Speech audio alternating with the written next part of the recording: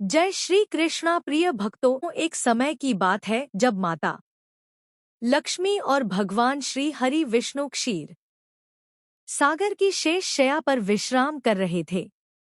माता लक्ष्मी भगवान की सेवा में मनमुग्ध थी। तब नारद जी भगवान श्री हरि विष्णु से मिलने के लिए क्षीर सागर पर पहुंचे और माता लक्ष्मी तथा भगवान विष्णु को प्रणाम करके पूछने लगे, हे प्रभु, यह पतिव्रता स्त्री कौन होती है तथा कौन सी स्त्री अपतिव्रता होती है? कौन से कार्य करने से पतिव्रता स्त्री का पतिव्रता धर्म नष्ट हो जाता है? हे जगत के पालनहार, मैं इस विषय पर जानना चाहता हूँ, कृपया आप मेरी द्विधा को दूर करें।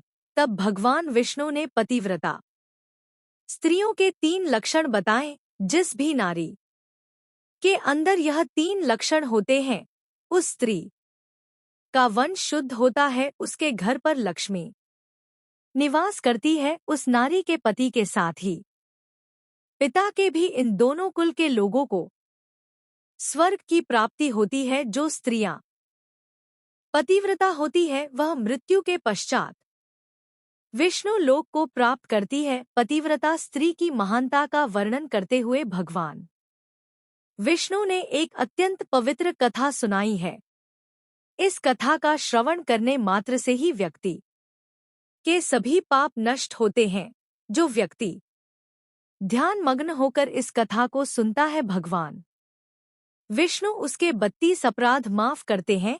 इसीलिए प्रत्येक मनुष्य को इस कथा को ध्यान से सुनना चाहिए। शुरू करने से पहले आप सभी से विनती है कि आप कमेंट में जय श्री हरि विष्णु जरूर लिखें। भगवान श्री हरि विष्णु कहते हैं, हे नारद, प्राचीन काल की बात है। मध्य देश में एक अत्यंत शोभायमान नगरी थी। उसमें एक पतिव्रता ब्राह्मणी रहती थी। उसका नाम था शैब्या। शैब्या का पति पिछले जन्म के पाप कर्मों के कारण इस जन्म में कोढ़ी हो गया था, अर्थात उसे कोढ़ का रोग हो गया था। उसके शरीर में बहुत सारे जख्म हुए थे, जिनसे सदा ही पस निकलता रहता था। अपने पति की ऐसी दुर्गति देखकर भी शैब्या ने अपने पति का साथ नहीं छोड़ा और निर्मल भाव से वह अपने पति की सदा सेवा करती रहती थी। पति के मन में जो जो इच्छा होती, उसे वह नारी अपनी शक्ति के अनुसार अवश्य ही पूर्ण करने का प्रयास करती थी। शैव्या प्रतिदिन देव पूजा की तरह ही अपने पति की पूजा करती थी और अपने मन की सभी इच्छाओं का त्याग करके अपने पति के प्रति विशेष स्नेह रखती थी। फिर एक दिन शैब्या के पति को रास्ते से जाती हुई एक अत्यंत सुंदर वेश्या दिखाई दी। उस सुंदर वेश्या को देखकर उसका पति काम वासना से भर गया और उस वेश्या पर मोहित हो गया। उस वेश्या के सुंदर रूप ने इस ब्राह्मण को पूरी तरह से अपने वश में कर लिया। उसके रूप को देखते ही वह आहें भरने लगा, लंबी लंबी सांसें खींचने लगा और जब वह वेश्या उसकी नजरों से दूर चली गई तो वह बहुत दुखी हो गया। अपने पति की आवाज सुनकर वह पतिव्रता तुरंत दौड़ ढहती हुई घर से बाहर आ गई और अपने पति से पूछने लगी, है नाथ, क्या हुआ? आप इतने उदास क्यों हो गए और आपने लंबी लंबी सांसें कैसे खींची? आपको जो भी कष्ट है मुझे अवश्य बताइए। जो भी कार्य हो कृपया आप मुझे बताइए, वह मैं पूर्ण करने का प्रयास अवश्य करूंगी। हे प्राणनाथ, एकमात्र आप ही मेरे गुरु हैं, प्रियतम है, कहिए आपको क्या आपत्ति है? पत्नी के इस प्रकार से पूछने पर उसके पति ने कहा, हे प्रिय, मुझे जो चाहिए वह तुम नहीं दे सकती, तुम ही क्या, कोई भी मुझे नहीं दे सकता, इसीलिए उस पर व्यर्थ बात करना उचित नहीं है, इसीलिए तुम रहने दो। फिर वह पतिव्रता बोली, है नाथ, मुझे विश्वास है कि मैं आपके कार्य को अवश्य सिद्ध कर सकती हूँ। आप केवल मुझे आज्ञा देने का कष्ट करें, मैं अपनी पूरी शक्ति लगाकर उस काम को पूरा करूंगी। उस कार्य को पूर्ण करने के लिए जो भी उपाय हो मैं करूंगी। अगर मैं आपके इस कार्य को पूरा कर सकी तो इस लोक में और परलोक में मेरा कल्याण होगा, आप बस कहिए। फिर शैब्या के कोडिप्ती ने कहा, हे प्रिय, तू ठीक है, बताता हूँ। अभी अभी इस रास्ते से एक अत्यंत सुंदर वेश्या जा रही थी। उसका शरीर अत्यंत सुंदर और मनमोहक था, जिसे देखकर मेरा हृदय कामाग्नि से भर गया है।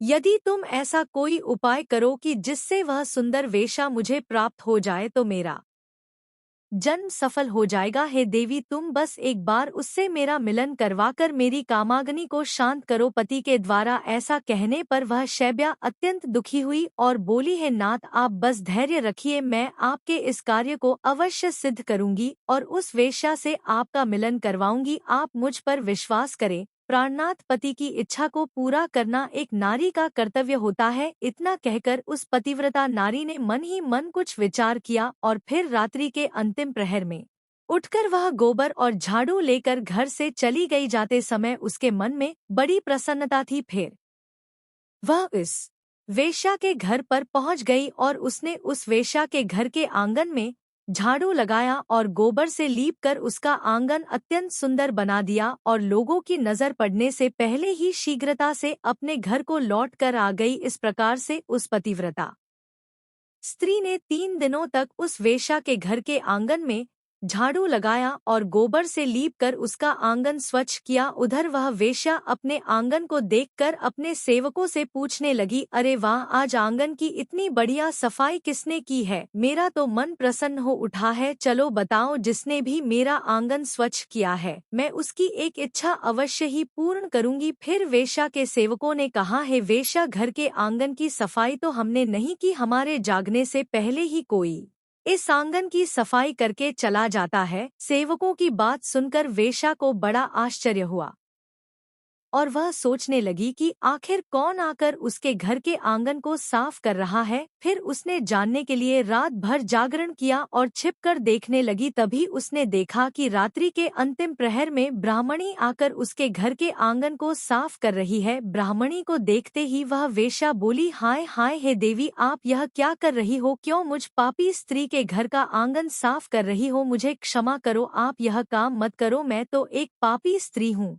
और आप एक ब्राह्मणी हो, यह कार्य करना उचित नहीं है। इससे तो मुझे नरक में जगह नहीं मिलेगी। कृपया आप ऐसा ना करे। कहिए, मैं आपकी जो भी इच्छा हो मैं उसे पूर्ण करने का प्रयास अवश्य करूंगी। इतना कहकर उस वेश्या ने उस ब्राह्मणी के पैर पकड़ लिए और कहा, है देवी पतिव्रते, आप क्यों मेरी आयु, यश, संपत्ति, कीर्ति का विनाश करने की चेष्टा कर रही हो? मैंने कौन सा अपराध किया है? हे साध्वी, आपको जो चाहिए वह मांगो, मैं बिना सोचे ही आपको दे दूंगी। किंतु आपको यह कार्य शोभा नहीं देता है। तब उस पतिव्रता ने उस वेश्या से कहा, है सुंदरी, मुझे धन की या किसी भी चीज की लालसा नहीं है, किंतु ही से मुझे कुछ काम है। यदि तुम करोगी तो ही मैं बताती हूँ। यदि तुम उस कार्य को पूर्ण करोगी तो मेरे मन को शांति मिलेगी और तभी मैं समझेंगी कि तुमने मेरा सारा मनोरथ पूर्ण कर दिया। फिर वह वेश्या बोली, है पतिव्रते, आप जल्दी बताइए, मैं वचन देती हूँ आपका जो भी अभीष्ट कार्य है उसे मैं अवश्य ही पूर्ण करूंगी। माताजी, आप महान पतिव्रता हैं, आपका कार्य करूंगी तो मेरे सभी पाप नष्ट हो जाएंगे। आपके चरण छू लेने मात्र से ही मैं पाप से मुक्त हो चुकी हूँ। कृपया आप जल्दी बताइए, मैं आपकी किस प्रकार से मदद कर सकती हूँ? फिर उस पतिव्रता ने लजाते हुए कहा, है सुंदरी, मैं आपके कार्य तथा आपका सम्मान करती हूँ, किंतु कुछ दिनों पहले मेरे पति की नज़र तुम्हारे सुंदर शरीर पर पड़ी थी, जिसे देखकर वे तुम्हारे शरीर के मोह में पड़ गए हैं और वे तुमसे से मिलन करने की इच्छा कर रहे हैं, अर्थात मेरे पति की इच्छा तुमसे समागम करने हैं। इतना सुनकर वह वेश्या चौंक गई और कुछ क्षणों तक विचार करने लगी। उसे उस दुर्गंध युक्त कोढ़ी पुरुष के साथ संबंध बनाने की बात सोचकर बड़ा दुख होने लगा। वह वेश्या उस पतिव्रता से बोली, है देवी, अगर तुम्हारे पति को लेकर मेरे घर पर आ जाओ तो मैं एक दिन के लिए उनकी इच्छा अवश्य पूर्ण करूंगी। तब उस पतिव्रता ने कहा, है सुंदरी, आपका कोटि कोटि धन्यवाद, जो आपने मेरी इच्छा का सम्मान किया। मैं आज रात को ही अपने पति को लेकर तुम्हारे घर पर आ जाऊंगी और जब वे तुमसे खुद की तृप्ति करके संतुष्ट हो जाएंगे तब मैं फिर से उनको अपने घर वापस ले जाऊंगी। तब वेश्या बोली, हे पतिव्रते, अब तुम शीघ्र ही अपने घर पर चली जाओ ताकि कोई तुम्हें यहाँ पर ना देखे, और आधी रात को अपने पति को लेकर यहाँ पर चली आओ, मैं तुम्हारी इच्छा अवश्य पूर्ण करूंगी। फिर वह पतिव्रता नारी अपने घर पर चली गई और उसने अपने पति को सारी बात बता दी कि वह आज रात को उसे उस वेश्या के घर पर ले जाएगी। फिर वह कोढ़ी अपनी पत्नी से बोला, हे प्रिय, मैं उसके घर पर कैसे जाऊंगा, मुझसे तो अब चला भी नहीं जाता है, फिर किस प्रकार से यह कार्य पूरा हो पाएगा, तुम ही कोई उपाय बताओ। तब पतिव्रता बोली, हे प्राणनाथ स्वामी, आप चिंता ना करें, मैं आपको अपनी पीठ पर बिठाकर लेकर जाऊंगी, और जब आपका कार्य पूर्ण हो जाएगा, आपकी पूर्णतः संतुष्टि हो जाए, तब आपको वापस ले आऊंगी। इतना सुनकर वह ब्राह्मण बहुत खुश हुआ और अपनी पत्नी से बोला, हे कल्याणी, तुम एक महान नारी हो, तुमसे मैं अति प्रसन्न हूँ। तुम्हारे ही कारण मेरा कार्य पूर्ण हो जाएगा। तुमने आज जो काम अपने पति के लिए किया है, ऐसा काम संसार की कोई नारी नहीं कर पाएगी। हे देवी, तुम धन्य हो। फिर रात हो गई और वह पतिव्रता ब्राह्मणी अपने पति को पीठ पर बिठाकर लेकर जाने लगी। रास्ते में एक जगह पर परम तेजस्वी मांडव्य ऋषि को गलती से चोर समझकर राजा ने शूली पर चढ़ाया हुआ था। वह शूल मांडव्य ऋषि के आर पार गया था, किंतु फिर भी वे जीवित थे और अपनी तपस्या में लीन हो गए थे। जब रात के अंधकार में वह पतिव्रता ब्राह्मणी मांडव्य ऋषि के नजदीक से गुजर रही थी, तो गलती से उसके कोढ़ी पति का पैर मांडव्य ऋषि के शरीर को लग गया और उनकी तपस्या भंग हो गई। मांडव्य ऋषि अत्यंत क्रोधित हो गए और श्राप देने लगे, और उन्होंने कहा, जिस किसी भी पापी ने भी मेरी तपस्या भंग की है और मुझे वेदनाएं दी है, वह पापी सूर्योदय होते ही भस्म हो जाएगा। वह कल सुबह की सूर्य देव की पहली किरण से ही जल जाएगा। ऋषि मांडव्य ने श्राप देते ही वह कौड़ी जमीन पर गिर पड़ा। ऋषि मांडव्य का श्राप सुनते ही उस पतिव्रता को बहुत दुख हुआ और वह कहने लगी, हे ईश्वर, यदि मैं सच्ची पतिव्रता नारी हूँ, आज से 3 दिनों तक सूर्य का उदय ही ना हो। इतना कहकर वह पतिव्रता अपने पति को लेकर घर चली गई और अपने पति को शैया पर लिटाकर उसके पास बैठ गई। पतिव्रता की वाणी में इतनी शक्ति होती है कि वह जो भी कहती है वह सत्य हो जाता है, और पतिव्रता के कहने पर साक्षात सूर्यदेव को भी उसकी इच्छा का पालन करना पड़ता है, क्योंकि स्वयं भगवान विष्णु ने ही पतिव्रता स्त्रियों को यह वरदान दिया है कि वे जो बोलेगी वह अवश्य ही सिद्ध हो जाएगा। फिर 3 दिनों तक सूर्योदय नहीं हुआ।